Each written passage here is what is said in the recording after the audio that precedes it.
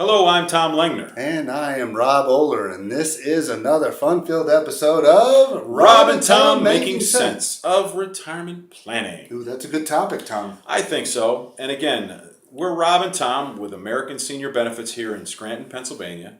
And we're with the Smith Insurance Services Agency, and our contact information is thus. All right, Tom. So let's make some sense of retirement planning. Let's do that. Again, retirement planning can come in different phases, and obviously it can be daunting to face if you haven't done so previously, or even if you're in retirement and haven't really done much planning to get there. Absolutely. Now, pre-planning can make facing these decisions to retire a lot easier to manage. And what we mean by that is there are some decisions that you are going to have to make coming up to your retirement years to make your retirement in itself a lot better.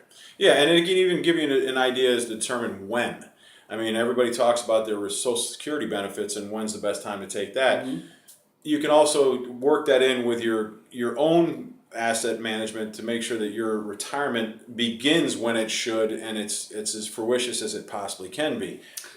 And post-planning of your retirement, meaning after you retire, year later, 10 years later, 20 years later, doesn't matter how old you are, your post-planning and reviewing that plan annually can result in less anxiety and less stress on you and your family. Because we all know that you can improve on things if need be. You can also address things that you may not have addressed in the past as well. Because, again, not planning for something doesn't mean it's not going to happen.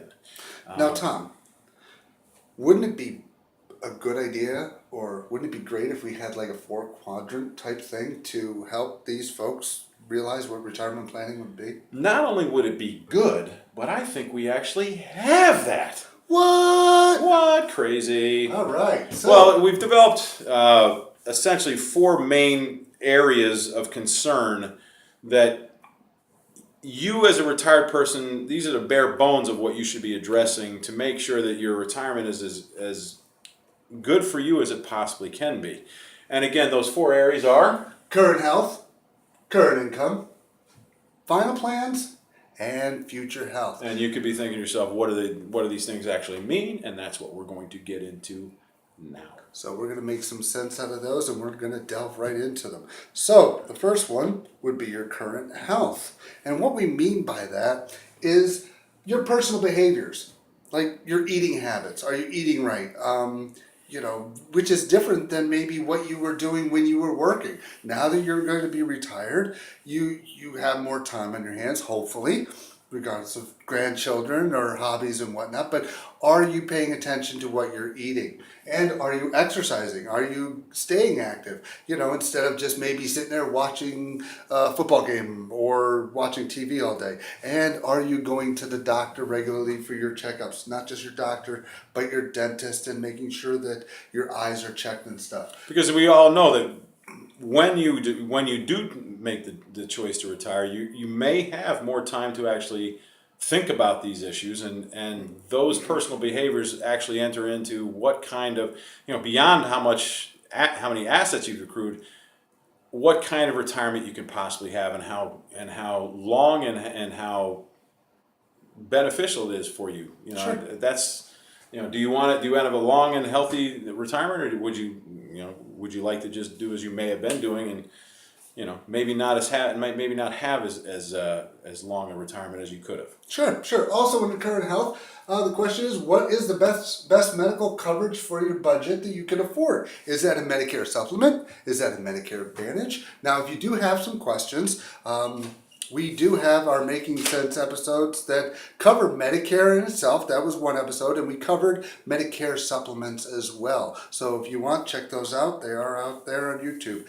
And most people in retirement are looking at Medicare as their primary health coverage. So that's why we generalize it in that respect. All right. Well, then we'll throw the next one over to you. Yes, the next quadrant would be current income, and essentially when you're talking about current income in your retirement years, and when you're talking about have your investable assets proportioned, and even in your working years, you're talking about asset allocation. That's a big scary word, Tom. It's Asset it's one of those allocation. $10 words that I like to throw out there. Yeah, it's essentially a plan on taking your investable assets and making them work most efficiently for you, and that changes in retirement more so than when you were in pre-retirement. Pre-retirement, you're amassing assets, or at least you're trying to. In retirement, you are using those assets for your own benefit, for your income and other needs that you have while you're no longer able or no longer willing to generate an income for yourself. Awesome. So that takes on a whole different meaning, and we're actually going to get into a whole talk about asset allocation and beginning a conversation with us or with any financial planner that you have. And is your plan meeting your income's needs now as well as being sustainable for the rest of your life? That's as important. Providing income now is fairly easy, but melding that into how to make it last for what is your prospective lifespan, for most people, that's where the planning becomes. That's where the rubber meets the road. Excellent. So, And now, many times we've actually talked to people in appointments and stuff, and they say, "Well, Tom, I have a financial advisor." that's right. What do you say to that? Most people have multiple financial advisors, and they could be your attorney, they could be your CPA, they could be your investment broker or whomever. They could be another insurance agent that you might be working with. And in general, what I would say to that is that that's great. Our job is not necessarily to tear down the proverbial house you've built for yourself, but our job is to basically help you coordinate. Because it's a rare occasion when your attorney, your CPA, and your financial advisor, your investment advisor actually sit down and have lunch and talk about you specifically. They're basically working in separate areas and in separate areas of your life and planning how they feel is most beneficial for you. And a lot of times, an investment advisor will try to maximize your return, where your CPA is trying to limit your taxes, and that's not always the same idea in terms of where actual product and investments actually come into play. So a lot of times we're just there to coordinate it like a quarterback, and making sure that if they're not talking together, that we can help them work better for you. Yeah. Now, if done right, and that means you'll have assets when that time comes, when you move on to the next chapter in your existence and you're no longer here, and that's the next quadrant, which is your final plans. And included in that is estate planning. Do you have a will? It's as simple as that initially. Do you have a will? And the vast majority of retired people do not. Yeah. And have they talked to their children or their extensions or their significant others on the wishes, and explain to them what your wishes are, not only for, say, your funeral, but for the things that you want them to know about.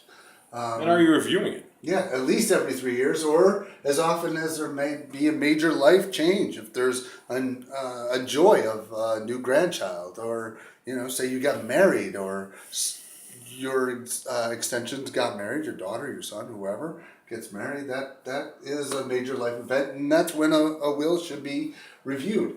Now, life insurance. A lot of times we talk to somebody and they say, "Oh, I have enough life insurance." To be honest with you, you can never actually have enough life insurance. But how long have you owned the policy? And do you need to own life insurance at this point in your stage of life? And have you reviewed them to ensure that they are still enforced and meeting your financial expenses needs? So those are things that we will talk about again.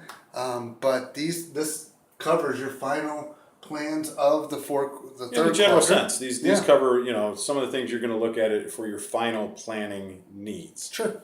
And again, the last quadrant has to deal with future health.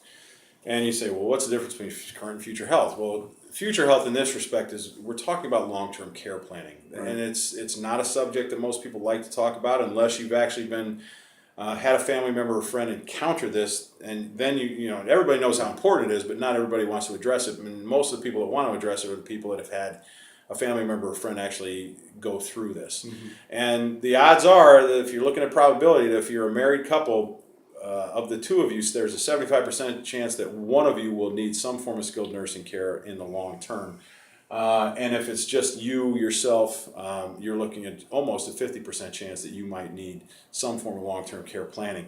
And essentially, the way I describe it and the way we try to address it to our clients is it's the primary concern about long-term care planning is not how you pay for things. It's how you protect the assets that you've acquired during your working years. Because if your expectation, which a lot of people are, is that I'm gonna have the state pay for it, well, they'll do that, but they're only going to do that after they've essentially had your estate pay for the vast majority of it. Mm-hmm. So the planning becomes, how do we protect our assets, and that's before any start to solutions to product implementation are ever addressed. You're ensuring that your assets that you've earned throughout your life are not lost to your heirs. It's also about having options for care. Where do you want to receive care? If your plan is to have the state, they're gonna have a plan as to what facilities are available to you. They'll give you a few choices, but they're not going to give you the breadth and width of what's available out there. And it also could impinge on the quality of care that you receive. We all know that if you plan to pay for your own stuff, you can generally get better stuff, and that goes right into your skilled nursing care as well. If you're paying for it, most of the time you're gonna have a better idea as to who you want to have and what kind of quality of care that is. And if you want to have a family member, sometimes when you do the proper planning, you can actually compensate them for helping you with your skilled nursing care as well. If you're going to have them do part or all of that, if you want to stay in the home or if you don't want to stay in the home, that's all about planning. Again, we haven't talked at all throughout this, right, Rob, about where to fill in the holes with what product. We're talking about a discussion on planning, and that's the most important thing. You can't get from square one to square two without a plan. That's right. You don't just start throwing round pegs at square holes and think that that's going to do it for you. Because as much as these planning areas are in general, they can apply to everybody. They aren't specifically talking about your particular situation, and the only way you can do that is to start the conversation, and that's what I would say is where you start to talk with gentlemen like myself and Rob and anybody else that you may trust as a financial advisor. Absolutely. Now, we did mention we are out of Scranton, Pennsylvania. There is our contact information, but we also cover the entire state of Pennsylvania. So it doesn't matter if you're watching, this is YouTube, it's all over the world. But in regards to Pennsylvania, if you're sitting there in Pittsburgh, or if you're in Philadelphia, or if you're in Elizabethtown and you're sitting there watching this and saying, well, you know what, can you guys come help us? We can, and we will. So, the big thing is, know how to get a hold of us. Again, it's American Senior Benefits. Again, our local office is with Smith Insurance Services. Phone number is 570-575-5836. Rob Oehler. Tom Lengner. So what we want you to do is we want you to like this video. We want you to share this because you personally may not need or feel you may need something, but you don't know if you're going to reach out and someone's going to catch this and say, I've been wondering what to do. I've been wondering who to talk to. If it's this episode, again, we touch on Medicare. We cover all 4 of these quadrants as brokers with American Senior Benefits and Smith Insurance. So, we're not just bringing this stuff up and we have no knowledge of it. We're bringing this stuff up, like Tom has mentioned a few times, to start the conversation. So we do want you to like this. We want you to share it. And for your sake, if you want to catch the next episode, make sure that you subscribe. That way, the next time the video we pop up, you're going to know about it immediately. And if you do have a topic, anything, we're going to be talking about... the comment section down there. Yeah, right down there. Oh, yeah. Yeah, look at that one right there. All right, so throw a comment in. We will be touching on life insurance and what does that cover, how to look at it, what different types of life insurance. That'll be coming up soon. But again, we appreciate your time. Find us on Facebook, American Senior Benefits, Scranton. So and thank you. Yeah, we hope you enjoyed this episode. I enjoyed it. I love listening to Tom talk. He's really nice. I love listening to Tom talk. But no, he is. He knows what he's talking about, and it's a. So does he. So we appreciate, we enjoy a lot doing this for you. So we'll catch you in the next episode. Be Thanks, well. guys. Thanks.